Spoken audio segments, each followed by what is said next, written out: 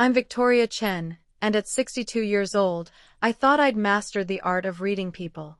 After building Chen Financial Consulting from a one-room office into a powerhouse managing over $800 million in client assets, I prided myself on detecting deception from a mile away. Corporate boardrooms had taught me to spot lies, manipulation, and hidden agendas with surgical precision. But sitting in that mahogany-paneled law office on that gray October morning, staring at my family's faces, I realized I'd been blind to the biggest con of my life. The people I'd loved, supported, and sacrificed for had been playing me for 25 years, and I'd been too generous, too trusting, too stupidly loyal to see it. "Mrs. Chen," Attorney Richard Pemberton said, his voice carrying that practiced tone of false sympathy that should have been my first warning sign. He adjusted his gold-rimmed glasses, the same glasses I'd helped pay for when I'd recommended him to my mother 8 months earlier. "I'm deeply sorry to inform you that your mother has made some unexpected decisions regarding her estate distribution." The conference room felt like a tomb. The October rain pelted against the floor-to-ceiling windows, creating rivulets that looked like tears against the glass.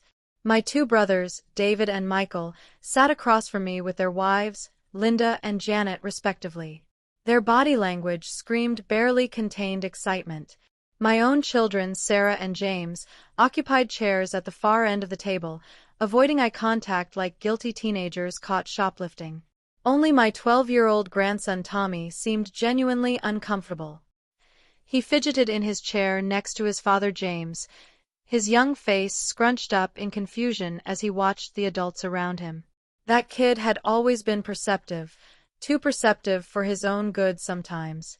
"Please proceed, Mr. Pemberton," I said, my voice steady despite the growing knot in my stomach. I'd been dreading this moment since Mom passed 6 weeks ago, not because I was greedy for inheritance, but because I knew family dynamics around money could get ugly fast. I'd seen it destroy other families in my line of work. Pemberton cleared his throat theatrically and opened what he claimed was my mother's final will and testament. The document looked official enough: thick legal paper, embossed letterhead, all the proper stamps and signatures. The deceased, Mrs. Eleanor Chen, leaves her entire estate, valued at approximately $4.7 million, to be divided equally between her sons, David Michael Chen and Michael Stephen Chen. The words hit me like a physical blow. $4.7 million. Gone. To my brothers. The same brothers who hadn't visited Mom more than twice in the past 2 years. The same brothers who'd been hitting me up for money every month like clockwork for the past quarter-century. "Excuse me," I managed to whisper, my throat suddenly dry as sandpaper. David leaned back in his leather chair, and I watched that familiar smug expression spread across his face, the same look he'd worn when he was 7 years old and had successfully blamed me for breaking Mom's favorite vase. "Mom always said you were too successful to need her help, Victoria. You've got your big fancy company and your penthouse and all that." Michael nodded enthusiastically, his wife Janet practically vibrating with excitement beside him. "She felt you'd already received enough from the family over the years. You know, emotional support, encouragement, that kind of thing." I had to grip the arms of my chair to keep from launching myself across the table. Emotional support? Encouragement? These people had treated me like a walking ATM for so long that I'd forgotten what actual family support felt like. "There must be some mistake," I said, fighting to keep my voice level. "Mom and I talked about this extensively. She knew how much I'd sacrificed for this family. She understood that I'd been supporting everyone for decades." Pemberton's smile never wavered, and looking back now, that should have been another red flag. No ethical attorney maintains that level of composure when delivering devastating news to a longtime client. "I'm afraid the will is quite clear, Mrs. Chen. Your mother was very specific about her wishes. She felt that given your substantial income as CEO of Chen Financial Consulting, you would understand her desire to help her less fortunate children." Less fortunate. The words echoed in my head like a sick joke. David hadn't held a real job since 2009 when he convinced me to loan him $50,000 to start a consulting business that existed primarily in his imagination.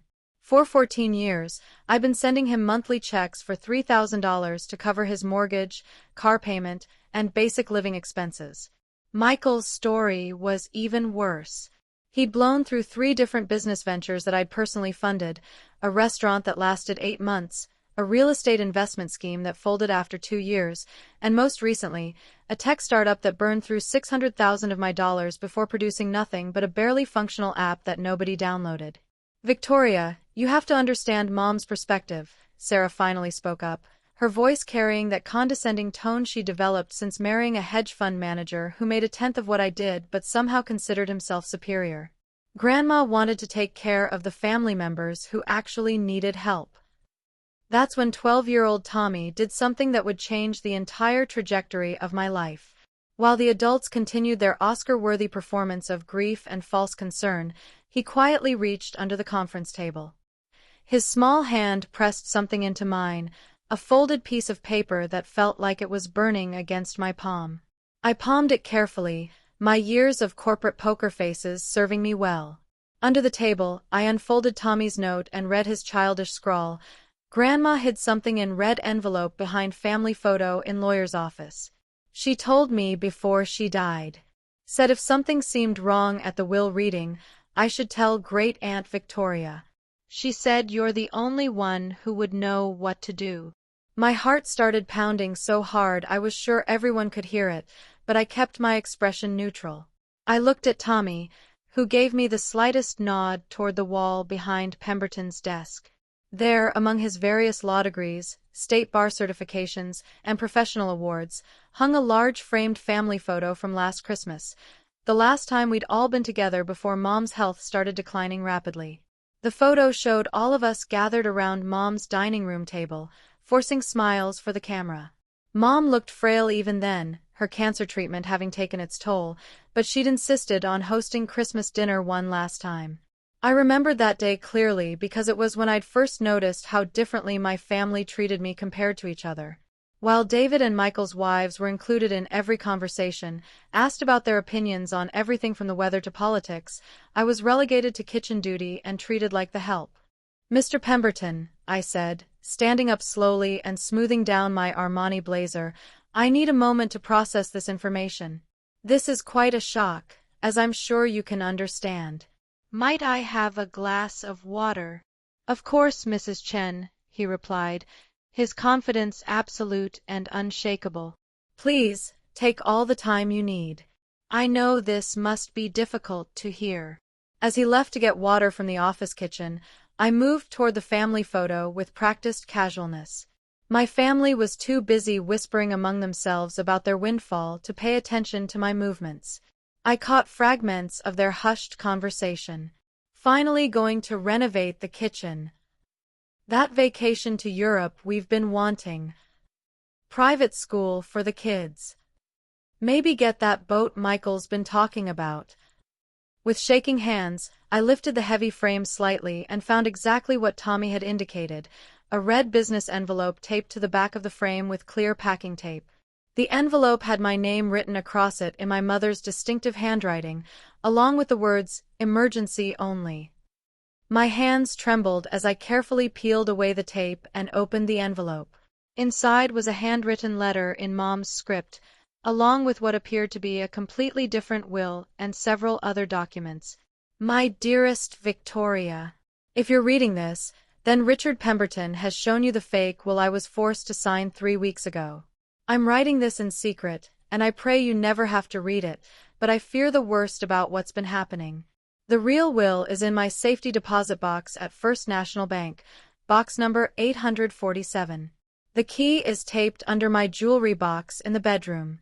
Richard threatened to have me declared mentally incompetent if I didn't sign his version of the will. He said he had documentation of my declining mental state, and that he could easily convince a judge that I wasn't capable of managing my own affairs.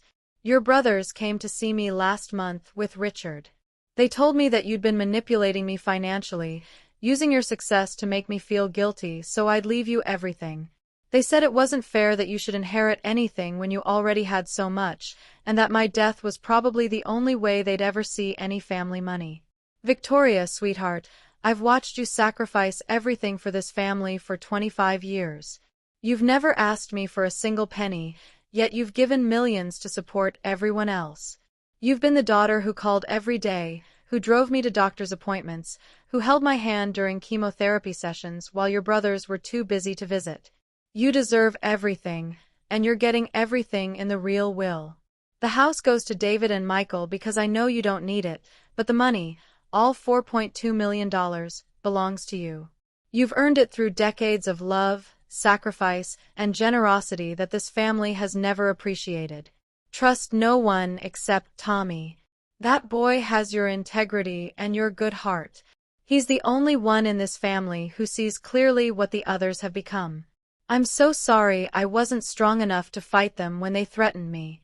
I was scared and sick and tired of fighting, but I was smart enough to hide this from them. Make them pay for what they've done, sweetheart. You're the strongest woman I know, and you're the only one who can set this right.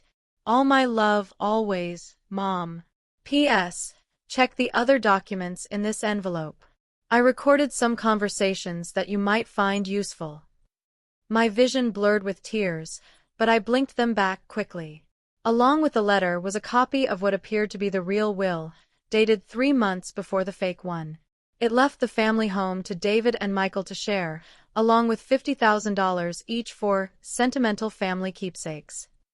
The rest, every penny of the $4.2 million estate, came to me, along with a detailed explanation of why. But the most shocking discovery was a small digital voice recorder and a stack of printed transcripts. Mom had been documenting everything. I slipped everything back into the envelope and tucked it into my purse just as Pemberton returned with a crystal glass of water. "Feeling better, Mrs. Chen?" "Much better, thank you," I said, my mind now crystal clear for the first time in months. "Tell me, Richard, how long had you been working with my mother on her estate planning?"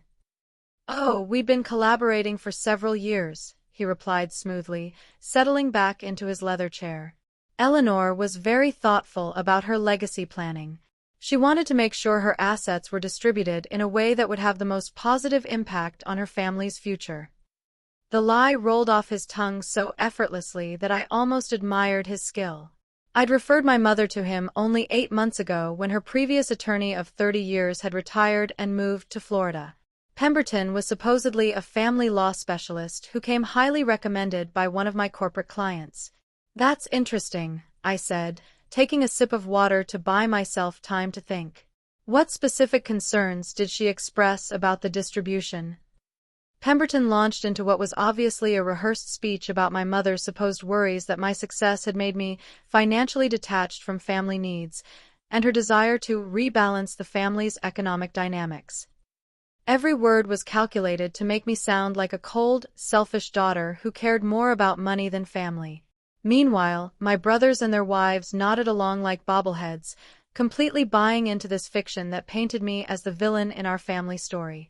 The irony was suffocating. I was being portrayed as greedy by people who'd been living off my generosity for decades. "Well," David said, clapping his hands together with barely contained glee, "I guess that settles everything. Richard, when can we expect to access Mom's accounts? We have some immediate expenses we need to cover."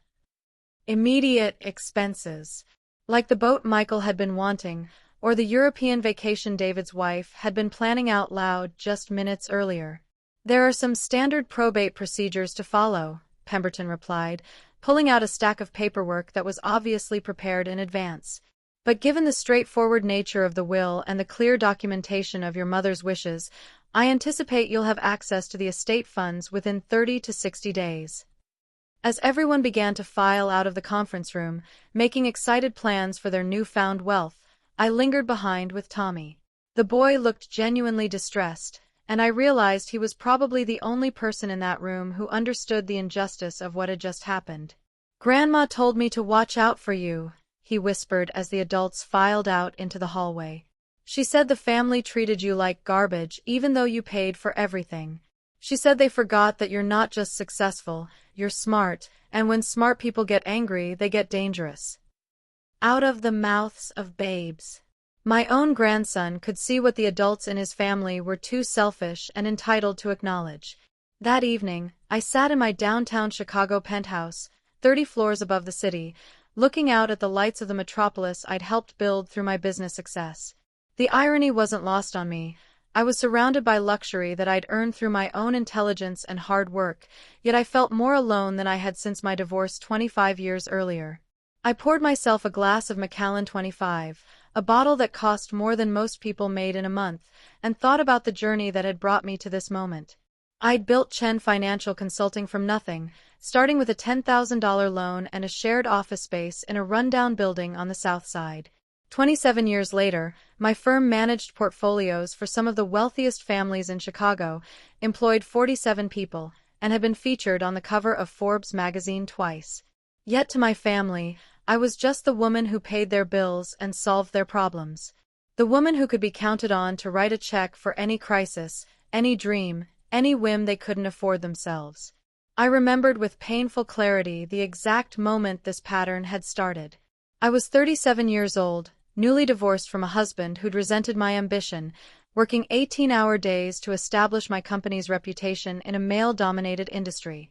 I was living in a tiny one-bedroom apartment, driving a used Honda Civic, and eating ramen noodles for dinner most nights because every penny I earned was being reinvested into the business. David had shown up at my apartment on a rainy Tuesday evening, tears streaming down his face, talking about how his wife Linda was pregnant with their first child and they were going to lose their house because he'd been laid off from his job at a telecommunications company. Could I just loan them $50,000? Just until he got back on his feet? He promised he'd pay me back within a year, with interest. 25 years later, David had never paid back a single cent. Neither had Michael.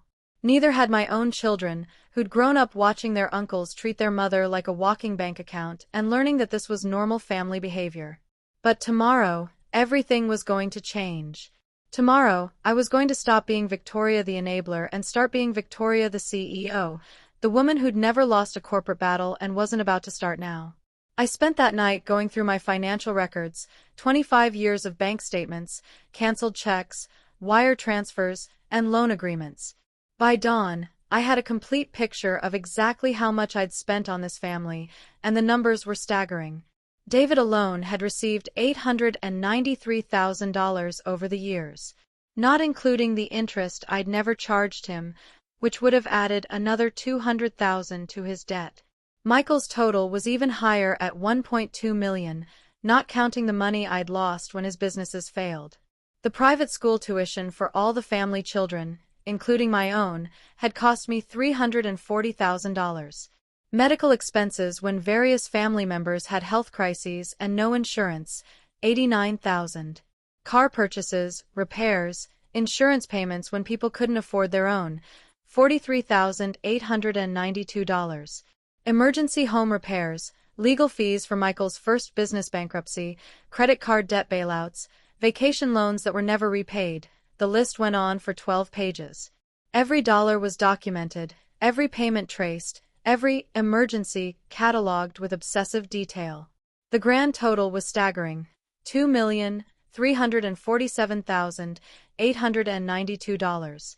Over 25 years, I had given my family enough money to buy a mansion in the most exclusive neighborhood in Chicago. And their response was to conspire with a crooked lawyer to steal my inheritance.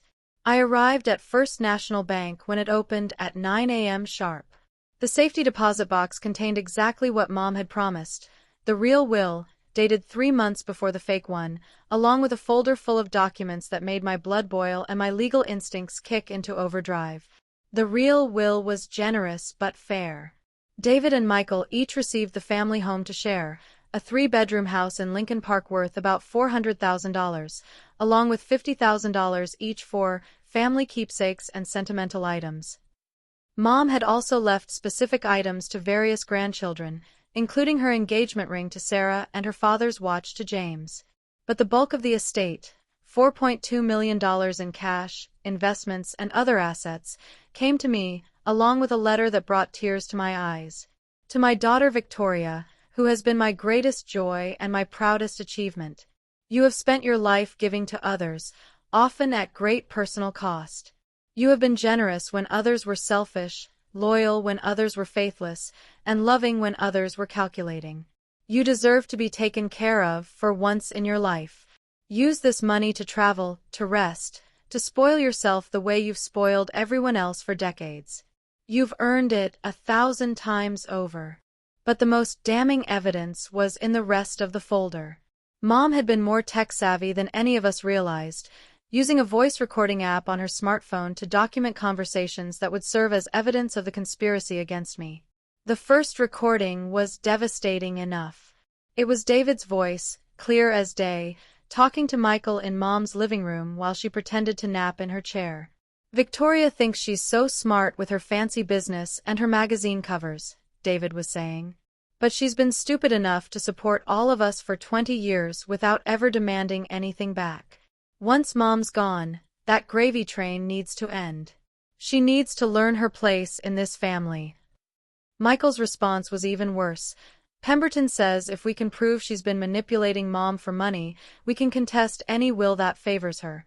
Make it look like elder abuse, like she was using her success to emotionally blackmail a sick old woman. The beauty of it, David continued, is that Victoria's generosity is going to be used against her. All those years of helping us out, we'll spin it as her creating financial dependency so she could control Mom's decisions. Linda's voice joined the conversation. It's not like she needs the money anyway. She's already rich. This is just about family fairness. Family fairness. I had to stop the recording because my hands were shaking with rage. 25 years of sacrifice, and this was how my family really felt about me. But the most devastating recording was the conversation between Pemberton and my mother, captured when she'd hidden her phone in her purse during what she thought was a routine estate planning meeting. Eleanor, you need to understand that Victoria has been financially controlling you for years, Pemberton's voice was saying in that smooth, manipulative tone I was learning to hate. These monthly gifts she sends to your other children? She's using them to create a dependency that makes you feel guilty about your inheritance decisions. My mother's weak voice responded, but Richard, Victoria has never asked me for anything. She's only given.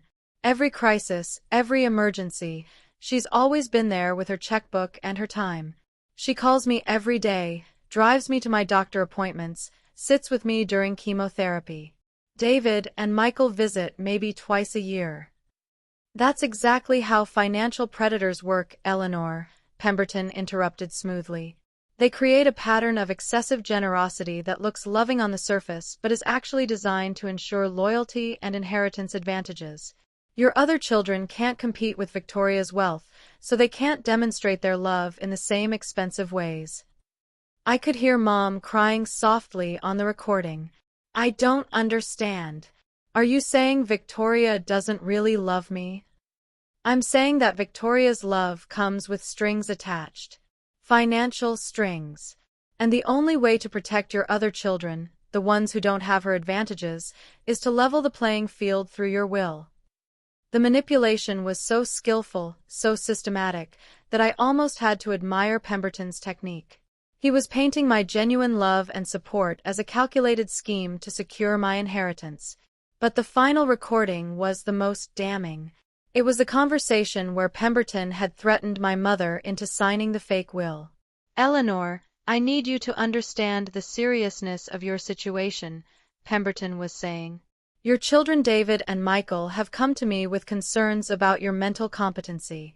They've documented instances of confusion, memory loss, and poor judgment that could be used to petition the court for guardianship. What are you talking about? Mom's voice was shaky with fear. If they file a competency hearing, you could be declared mentally incapable of managing your own affairs. That would mean a court-appointed guardian would control your assets, your medical decisions, even where you're allowed to live. Is that what you want? To spend your final months in a state facility while lawyers fight over your assets? Mom was crying harder now. But I'm not incompetent. I'm sick, but I'm not crazy. I know that, Eleanor, and you know that, but courts can be unpredictable. The safest course of action is to sign this revised will that addresses your children's concerns about family financial equity. Show the court that you're thinking clearly about fair asset distribution, and there will be no grounds for a competency challenge. The recording ended with the sound of my mother signing her own disinheritance under duress and threat of institutionalization. I sat in my car in the bank parking lot for 20 minutes, listening to my mother's voice and understanding for the first time the terror and helplessness she must have felt in her final weeks. This wasn't just fraud, it was elder abuse of the most calculated and cruel variety. But I wasn't my mother. I wasn't sick, wasn't alone, and wasn't helpless. I was a successful CEO with resources, connections, and a very clear understanding of how to destroy people who threaten my family. I spent the next week quietly gathering evidence while maintaining the facade of a grieving daughter processing her mother's final wishes. As CEO of a financial consulting firm, I had resources my family couldn't imagine and connections they'd never dreamed of. First, I hired Harrison, Kyle and Associates, the most prestigious forensic accounting firm in Chicago, to conduct a complete audit of my family financial support over the past 25 years. I wanted every dollar documented, every loan agreement analyzed, every payment traced through the banking system. Second, I engaged Morrison Security Solutions, a private investigation firm that specialized in corporate fraud and family financial crimes. I wanted a complete background check on Richard Pemberton, his law firm, his client history, and his business practices. Third, I consulted with Amanda Richardson at Richardson, Webb & Collins, the premier white-collar criminal defense firm in the Midwest. Not because I needed defending, but because I wanted expert advice on the best way to present evidence of fraud and elder abuse to law enforcement. What my investigators discovered made me physically sick. Richard Pemberton had done this before. Not once, not twice, but at least 6 times over the past 8 years. His firm specialized in family estate mediation and had a disturbing pattern of elderly clients who died with surprising wills that favored family members who just happened to become new clients of Pemberton's firm around the time of the will changes. Mrs. Margaret Kowalski, 83, had died 2 years earlier with a will that left her $3 million estate to her youngest son instead of her oldest daughter, the daughter who'd been caring for her and managing her finances for a decade. The youngest son had hired Pemberton 6 months before his mother's death. Mr. Robert Washington, 79, had left his $4 million estate to his nephew instead of his 3 children. The nephew had become a Pemberton client 8 months before the uncle's death, citing concerns about family financial dynamics. Each case followed the same pattern: an elderly client with a substantial estate, family members who hired Pemberton to mediate inheritance disputes, and sudden will changes that favored the family members who'd hired the lawyer. The primary heirs, usually the family members who'd been providing the most care and support, were cut out entirely or left token amounts. It was a systematic scheme, and my family had walked right into it, blinded by their resentment of my success and their greed for money they'd never earned. But I wasn't Mrs. Kowalski or Mr. Washington. I was Victoria Chen, and I had resources they'd never possessed. The forensic accounting report was comprehensive and devastating. Harrison, Kyle and Associates had traced every financial interaction I'd had with family members over 25 years, creating a minute-by-minute timeline of financial support that read like an FBI case file. David had received his first loan of $50,000 on March 15, 1999. According to the loan agreement he'd signed, and apparently forgotten about, the money was to be repaid within 12 months at 5% annual interest. 24 years later, he owed me $83,000 in principal and interest on that single loan alone. But that was just the beginning. The accountants had documented 247 separate financial transactions between me and various family members. Emergency loans, business investments, educational expenses, medical bills, mortgage payments, car purchases, every dollar accounted for and legally documented. The total amount, with interest calculated at standard market rates, was staggering. David owed me $1.2 million.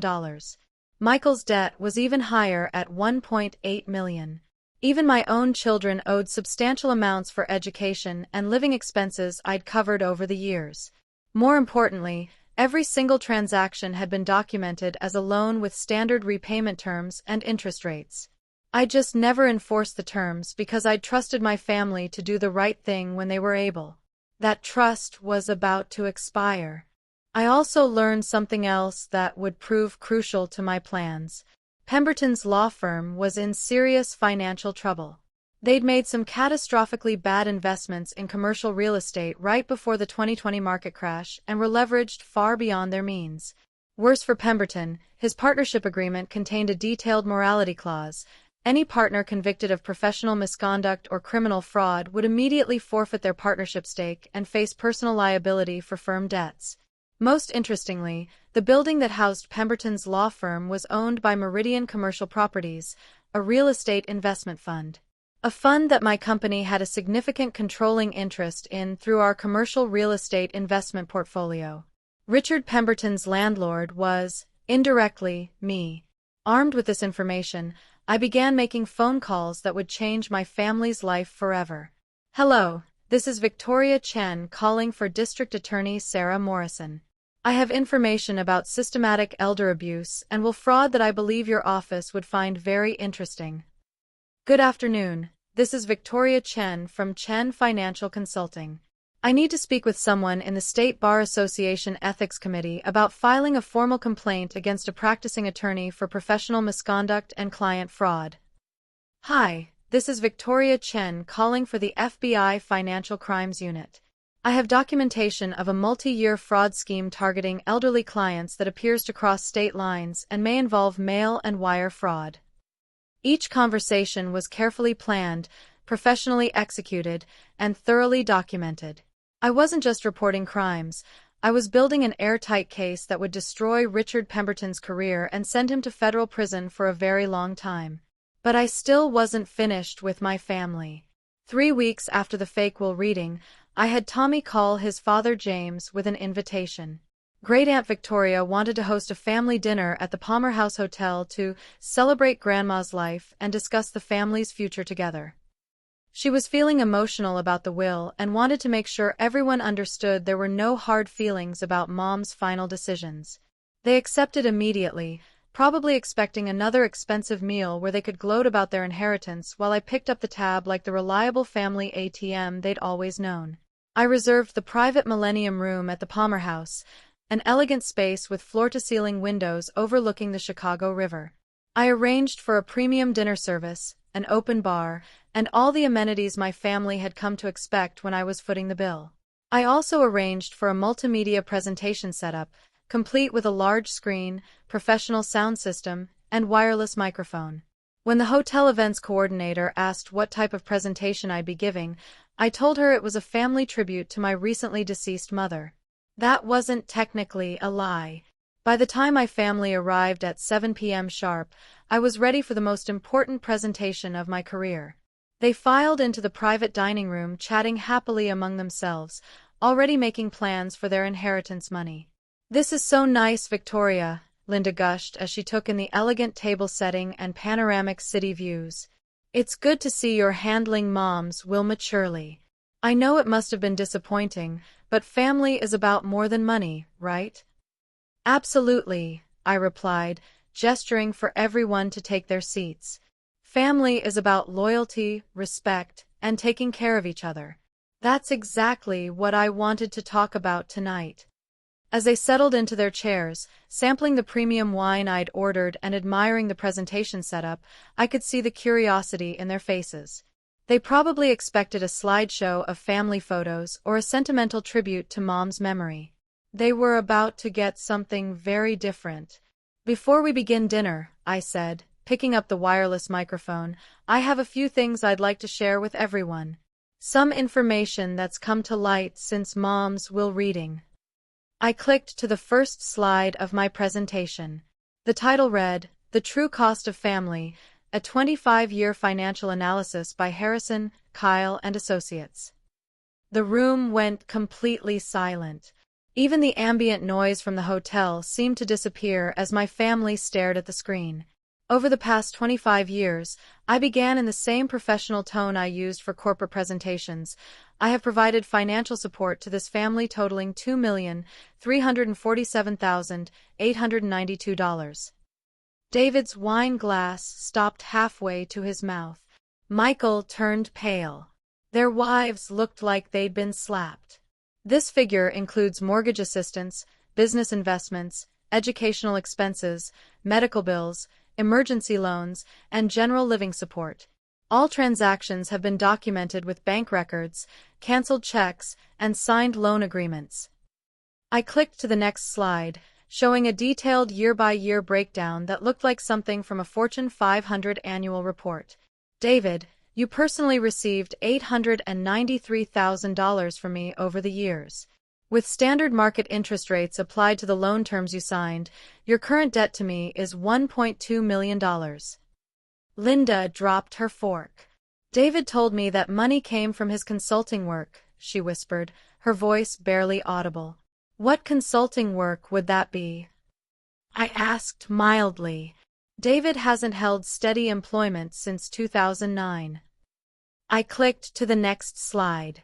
Michael, your total is $1.2 million in principal, which with accrued interest brings your debt to $1.8 million.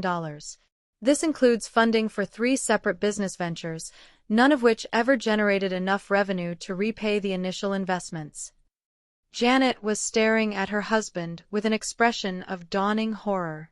Michael, you told me your businesses were self-funded.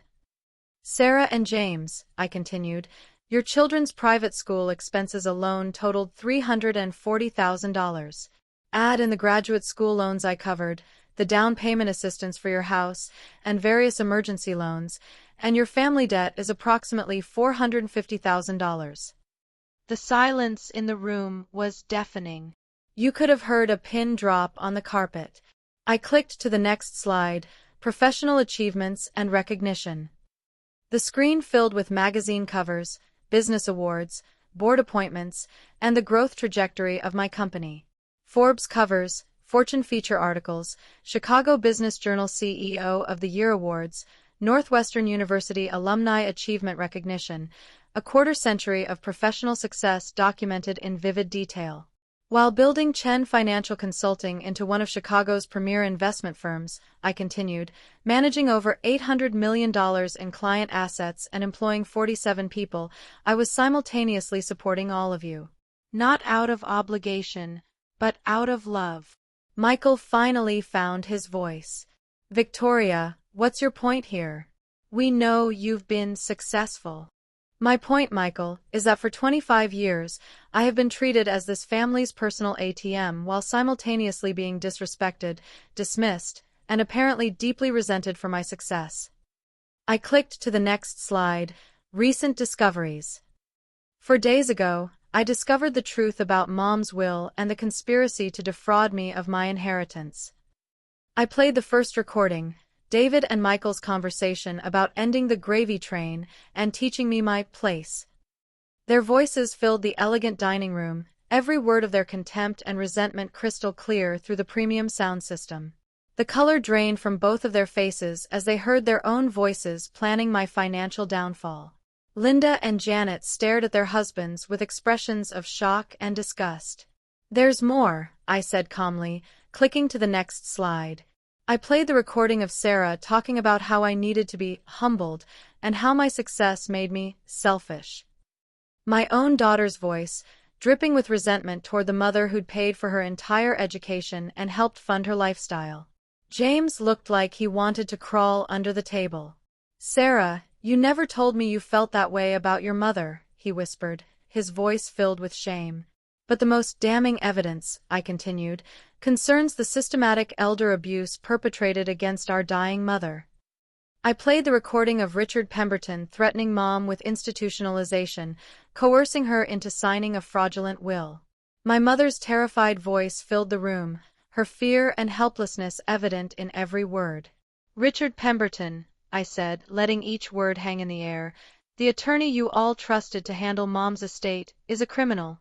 He has systematically defrauded at least 6 other elderly clients over the past 8 years using the exact same method he used on our family. I clicked to the next slide, showing newspaper headlines about Pemberton's other victims and the FBI investigation that was now underway. 3 days ago, I provided evidence to the FBI Financial Crimes Unit, the District Attorney's Office, and the State Bar Association documenting a pattern of elder abuse, will fraud, and systematic theft from vulnerable seniors. David's hands were shaking as he reached for his wine glass. Are you saying the will is fake? I'm saying that 4 hours ago, Richard Pemberton was arrested at his office on federal charges of wire fraud, elder abuse, conspiracy, and racketeering. The fake will he created is evidence in a federal criminal case. The silence that followed was so complete I could hear the air conditioning system humming in the walls. The real will, I continued, clicking to the next slide, which I have properly authenticated and filed with the probate court, leaves the family home to David and Michael to share, along with $50,000 each. The remainder of Mom's $4.2 million estate comes to me. I watched the devastating realization wash over their faces like a physical wave. Their inheritance, their ticket to easy money and financial freedom, was gone. Worse than gone. It had never existed in the first place. But here's what you need to understand about consequences, I said, my voice taking on the steel edge that had made me successful in corporate boardrooms. For 25 years, I supported this family without question, without resentment, and without expecting gratitude. I did it because I believed family meant something. I believed love meant something. I clicked to the final slide, moving forward, actions and consequences. What I discovered is that you saw my generosity as weakness. You saw my success as something I should be ashamed of instead of proud of. And you were willing to participate in defrauding a dying woman, your own mother, because you felt entitled to money you'd never earned. I set down the microphone and picked up a leather portfolio from the table beside me. David, Michael, inside these folders you'll find official notices from my attorneys. The monthly support payments you've been receiving for years are terminated immediately, effective today. Furthermore, all loans I've provided to you over the years are now being called for immediate repayment according to the original loan terms you signed. I handed each of them a thick legal folder. You have 30 days to arrange repayment of your debts. The total amounts, with accrued interest at standard market rates, are detailed in the documentation. Linda grabbed David's folder and started flipping through the pages, her face growing paler with each document. David, this says you owe $1.2 million. That's correct, I confirmed. Every loan was properly documented and signed. I simply never enforced the repayment terms because I trusted family to do the right thing. Michael was staring at his own folder like it contained his death warrant.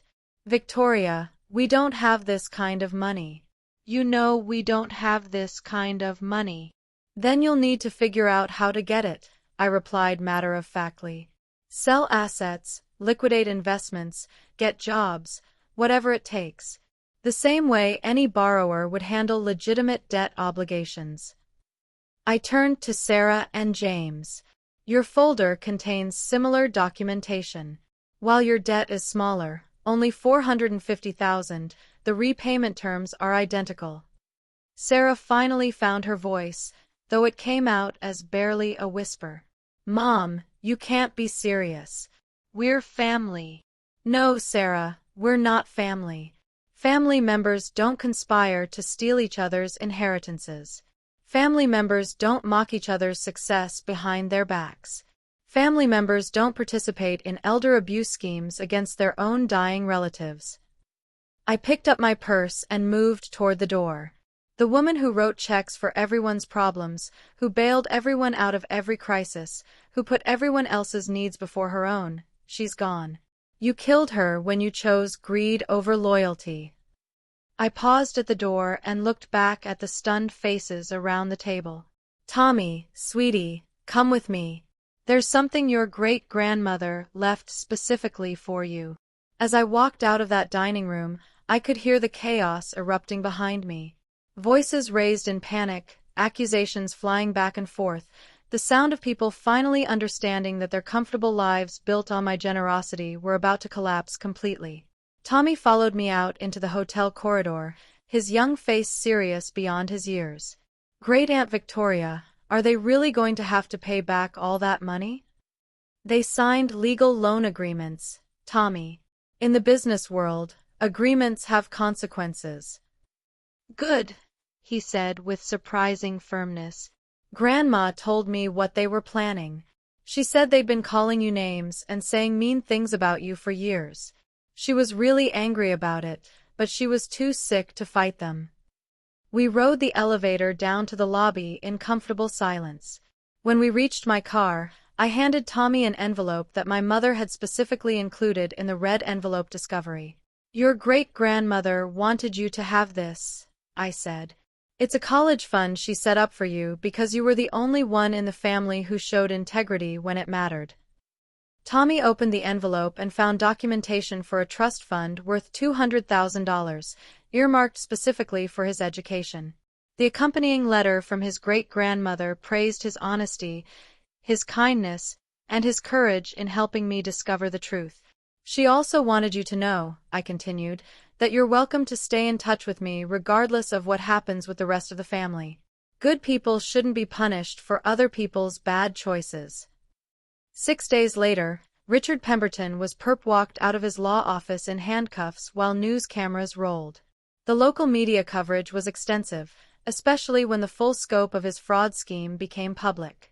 Channel 7 News led with the story, Prominent Chicago Attorney Arrested in $1 Million Elder Fraud Scheme.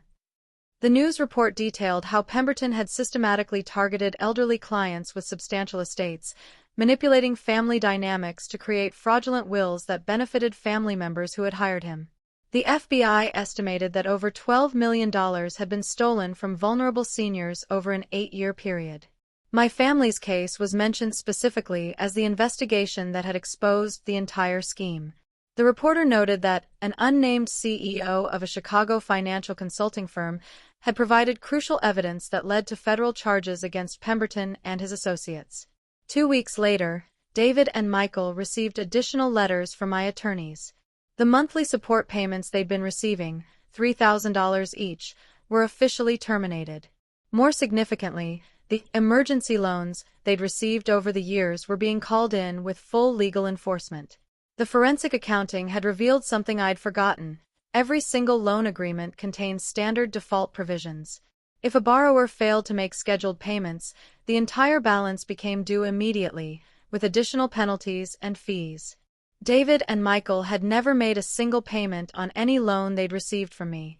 According to the legal terms they'd signed, they were in default on every debt, making their entire balances due immediately. Neither of them had anywhere near the money they owed me. Within a month, both brothers were forced to put their homes on the market. The houses they'd been living in mortgage-free, because I'd paid off their loans years earlier, would now have to be sold to satisfy their debts to me. Linda filed for divorce from David within 6 weeks, citing financial deception and systematic fraud as grounds. She'd had no idea that their entire lifestyle for the past 15 years had been funded by money borrowed from me. When she learned that her husband had been living as an unemployed dependent while telling her he was a successful consultant, the marriage couldn't survive the betrayal. Michael's situation was even worse. His wife Janet not only filed for divorce but also sued him for misrepresentation, claiming he defrauded her into marriage by hiding his financial dependence on his sister. The 3 business ventures I'd funded, which he'd claimed were his own successful investments, turned out to be elaborate schemes to hide the fact that he had no income or business acumen whatsoever. Sarah and James handled their situation slightly better, probably because their debt was smaller and James actually had a legitimate job.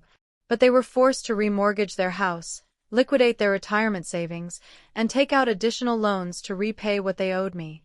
Their comfortable upper-middle-class lifestyle disappeared overnight. The most satisfying part wasn't the money. I didn't need their repayment to maintain my lifestyle. The satisfaction came from watching them finally understand the real cost of my generosity and the consequences of their betrayal. But I wasn't finished yet. 3 months after Pemberton's arrest, I received a call from the district attorney's office.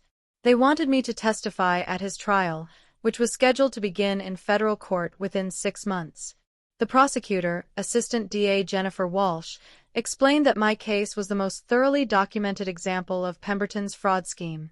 "Mrs. Chen, your evidence is extraordinary," Walsh told me during our preparation meeting. "The recordings your mother made, the forensic accounting records, the documented timeline of coercion, it's the strongest elder abuse case I've seen in 20 years of prosecution." I agreed to testify, not for revenge, but for justice. Pemberton had terrorized a dying woman, threatened her with institutionalization, and stolen her final opportunity to reward the daughter who'd cared for her. He deserved to face the full consequences of his actions. The trial lasted 3 weeks and made front-page news in Chicago. When I took the stand to testify about my mother's final months and the systematic fraud that had been perpetrated against her, I felt like I was finally giving her a voice she'd been denied in life. "My mother was a strong woman who raised 3 children as a single parent after my father died," I testified. "She built a successful business, managed her own finances for 70 years, and maintained her independence even during cancer treatment. The idea that she needed a lawyer to protect her from her own daughter, the daughter who called her every day and drove her to every medical appointment, was not only false but deliberately manipulative." Pemberton's defense attorney tried to paint me as a controlling daughter who had manipulated my mother for financial gain. But the evidence was overwhelming. Bank records showing 25 years of one-way financial support to my family, medical records documenting my mother's mental competency right up until her death, and most damning of all, the recordings of Pemberton's own voice threatening an elderly cancer patient. The jury deliberated for less than 4 hours.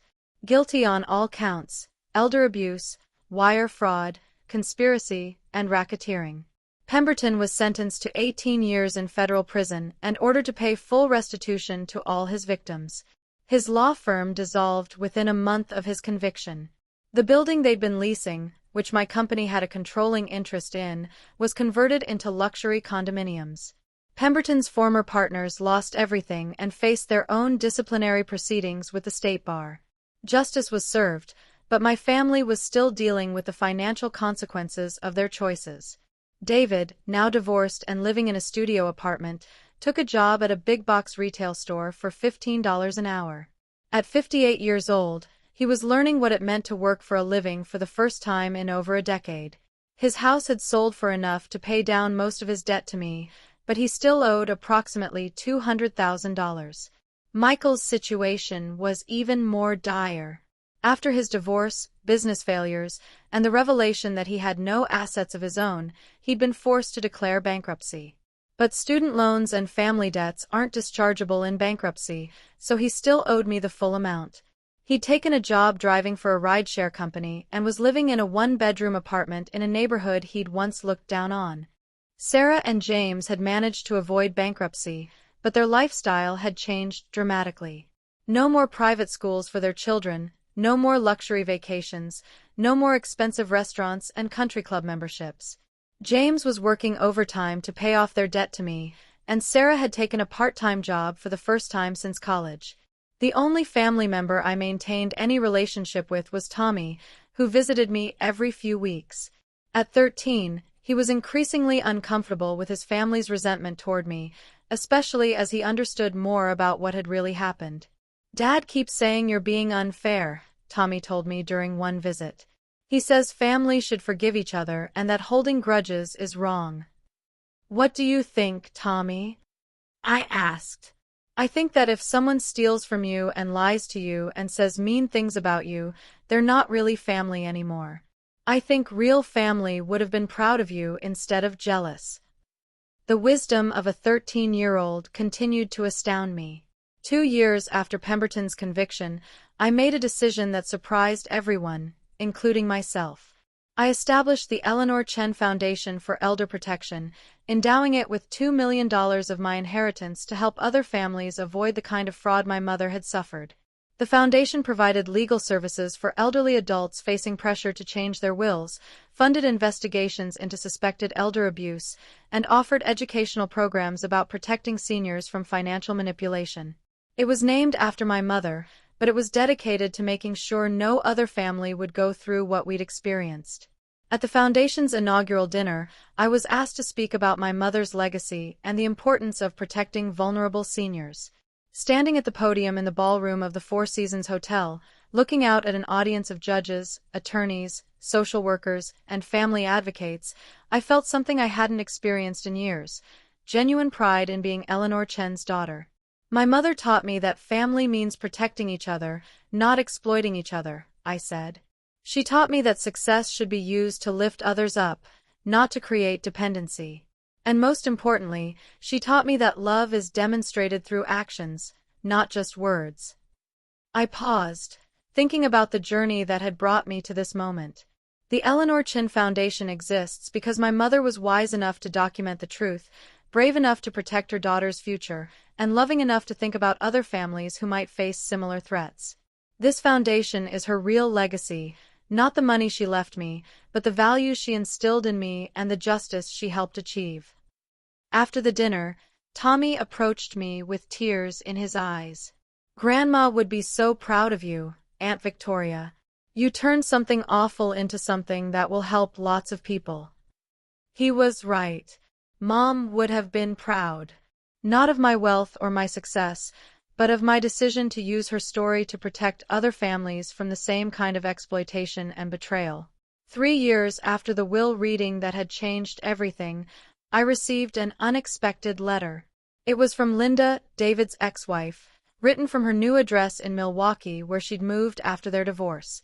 "Dear Victoria," the letter began, "I know I have no right to contact you after everything that happened, but I wanted you to know how sorry I am for the way our family treated you. I had no idea about David's financial dependence on you or his participation in the scheme against your mother. If I had known, I would have stopped it."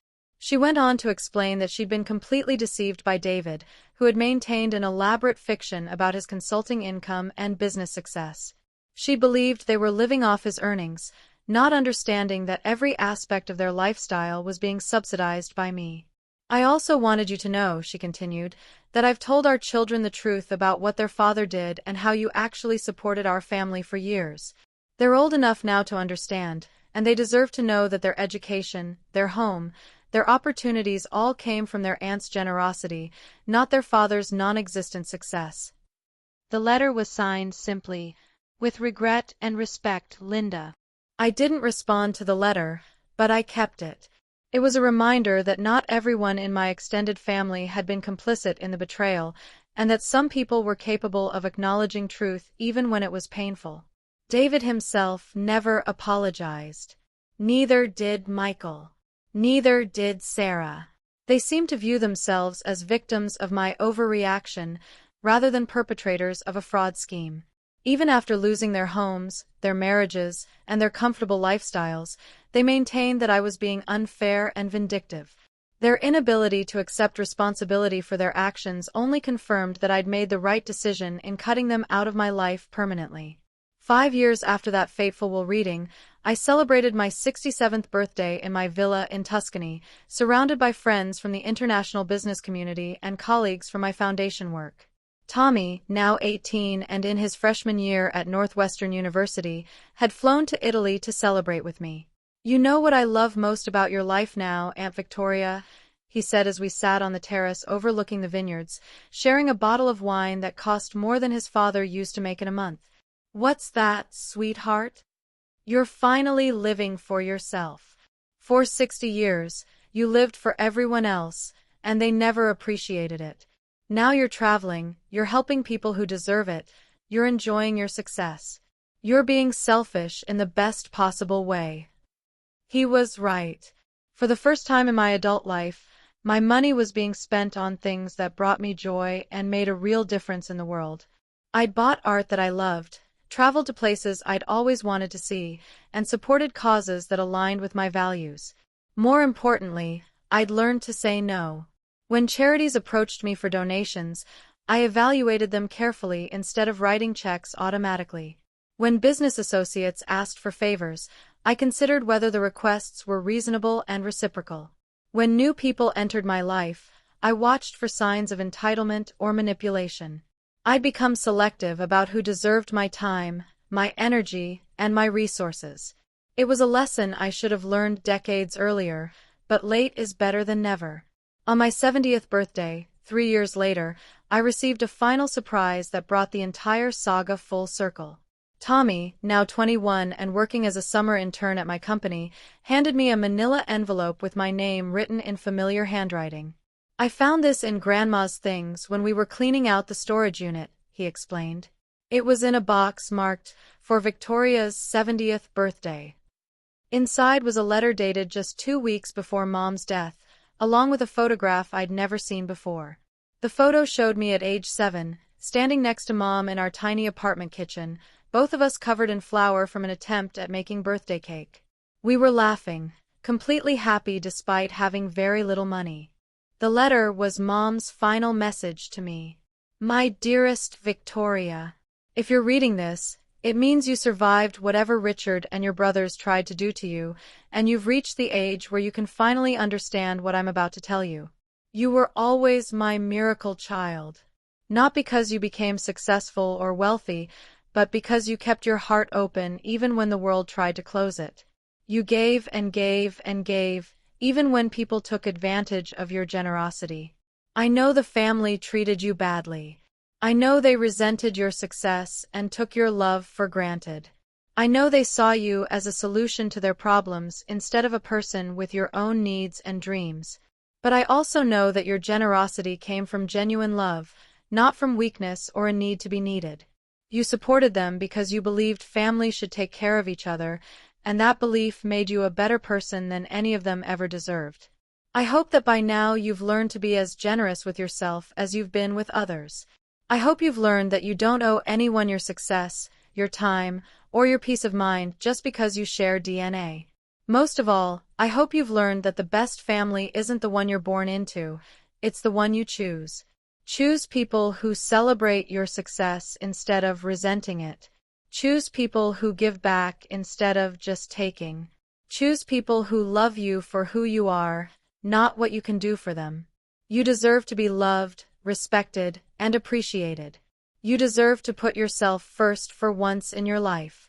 You deserve to be happy. Happy 70th birthday, my darling daughter. Live the rest of your life for yourself. All my love, always and forever, Mom. I cried reading that letter. Not tears of sadness, but tears of relief and gratitude. Even from beyond the grave, my mother was still protecting me, still encouraging me to value myself the way she'd always valued me. Tommy watched me read the letter, his expression serious and thoughtful. "She really loved you, didn't she?" "Yes," I said, wiping my eyes. "And she taught me that real love doesn't come with conditions or expectations. Real love wants the best for you, even when it's inconvenient or expensive or difficult." That evening, I made a decision that would have seemed impossible 10 years earlier.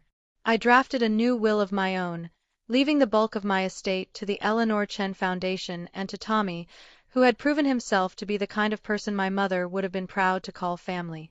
David, Michael, and Sarah were mentioned in the will, but only to officially confirm that they were receiving nothing. Not out of spite, but out of clarity. They had made their choices, and choices have consequences. 7 years after that red envelope changed everything, I was finally living the life my mother had wanted for me, a life where I was valued, respected, and free to be generous on my own terms. The family that had seen me as an ATM was gone, replaced by a chosen family of friends, colleagues, foundation partners, and one remarkable young man who understood that integrity matters more than money. I was Victoria Chen, CEO, philanthropist, and finally, after 7 decades, a woman who had learned to put herself first. And I was exactly where I belonged, surrounded by people who loved me for who I was, not what I could do for them. The red envelope my mother had hidden behind that family photo hadn't just contained evidence of fraud and betrayal. It had contained the key to my freedom from a lifetime of being taken for granted by people who should have been grateful for my love. Sometimes the best inheritance isn't money, it's truth. And sometimes the most valuable lesson you can learn is that family isn't about shared DNA, it's about mutual respect, genuine love, and reciprocal support. It took me 70 years and a federal fraud investigation to learn that lesson, but as I always say in my speeches for the Eleanor Chen Foundation, it's never too late to start living for yourself. Richard Pemberton died in federal prison 5 years into his sentence, largely forgotten except as a case study in elder abuse prosecution seminars. My brothers continued their diminished lives, still owing me money they'd never be able to repay, still believing they were the victims in our family story. But Tommy graduated summa cum laude from Northwestern, earned his MBA from Wharton, and joined the board of the Eleanor Chen Foundation at age 25. He was living proof that character and integrity aren't inherited, they're chosen. And I was living proof that it's never too late to stop being everyone else's solution and start being your own priority. The red envelope had saved more than my inheritance. It had saved my life from a future of endless exploitation disguised as family obligation. And for that, I would be grateful to my mother for the rest of my days.